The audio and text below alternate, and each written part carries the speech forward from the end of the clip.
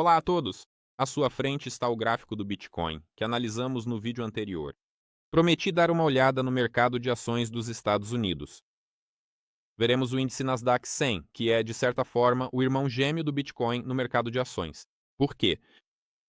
Como o Bitcoin ele tem maior volatilidade e há altas expectativas de crescimento precificadas para muitas das empresas incluídas neste índice, particularmente aquelas no campo da inteligência artificial, um tópico muito popular hoje. Mas essas expectativas nem sempre se concretizam, e quando isso acontece, o índice pode cair significativamente.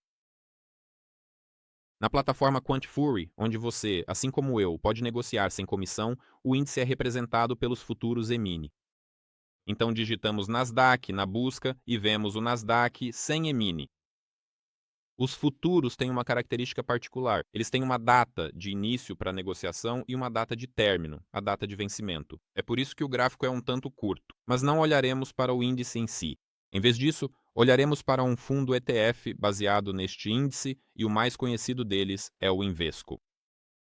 Seu ticker tem 3 letras, Q, muito fácil de encontrar. Aqui está.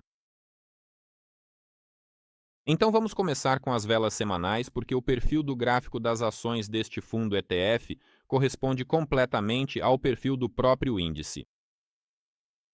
Consequentemente, se a ação mostrar uma queda de 10%, podemos muito provavelmente esperar que o gráfico do índice tenha sofrido o mesmo declínio. Velas semanais. Olharemos para os gráficos semanais e mensais.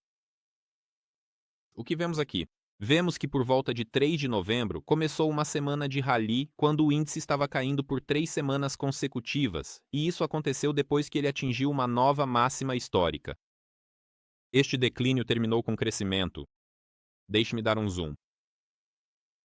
Este declínio terminou com crescimento durante a semana de 24 de novembro, que engolfou a vela vermelha da queda. E esta semana, a Semana Verde, é notável por formar um nível de suporte, cuja quebra nos enviaria de volta a uma tendência de baixa. E veja, uma semana, 2, 3, 4, 5. Por 5 semanas não conseguimos romper este nível e assim que o fizemos, o movimento acelerou e se intensificou, e agora a média móvel de 50 semanas foi rompida. E considerando que este índice já se moveu para a média móvel de 100 semanas e até significativamente abaixo, as chances de atingir a de 100 semanas e dada a situação no Golfo Pérsico, até a média móvel de 200 semanas são muito, muito altas. Isso se olharmos para as médias móveis. Se olharmos para níveis técnicos importantes, o mais significativo e próximo é este aqui. Este é o nível de $530 por ação para o fundo ETF. Por quê? Porque veja, estabelecemos este nível durante a tendência de alta, depois ele nos impediu de crescer mais por um longo tempo. Depois vimos um falso rompimento, após o qual houve um movimento dramático para baixo.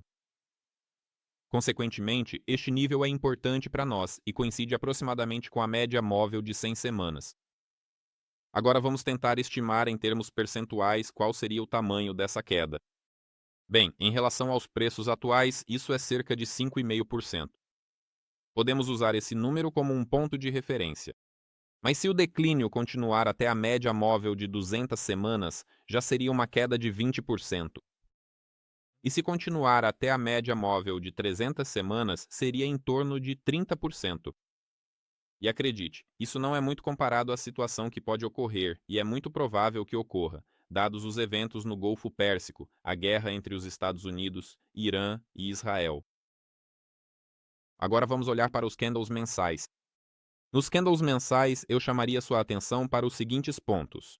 Aqui tivemos uma onda de crescimento que terminou em outubro com um candle verde, após o qual o índice parou de subir. Mas também no candle de outubro formou-se um suporte em torno do nível de $597. Se olharmos de perto, vemos que por 1, 2, 3, 4 meses não conseguimos romper abaixo desse nível, e só em março o rompemos, formando um engolfo de baixa do candle de outubro e quase imediatamente atingindo a base do candle de setembro, que era o próximo alvo técnico.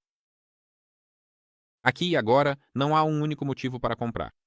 O RSI está apontando para baixo e claramente não está sobrevendido.